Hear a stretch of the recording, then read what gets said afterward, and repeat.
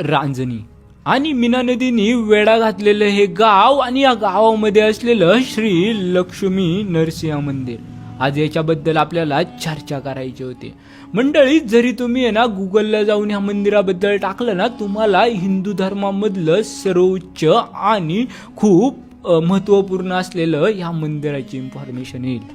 इंदापूरमध्ये याचं मेन मूळ ठिकाण आहे असं मला गुगल आणि विकिपीडियावरून कळलं. पण मंडळी, आज चर्चा होती मीना नदीच्या तीरावर वसलेलं श्री लक्ष्मी नरसिंह मंदिराचे. मंडळी, हे मंदिर जुन्नर तालुका आणि आंबेगाव तालुक्यातील मला असं वाटतं सगळ्यात भारी आणि अट्रॅक्टिव्ह मंदिर असावं. आणि त्यासोबत ह्या मंदिराचा एरिया आणि स्वच्छता बघितली तर ती विशेषच आहे.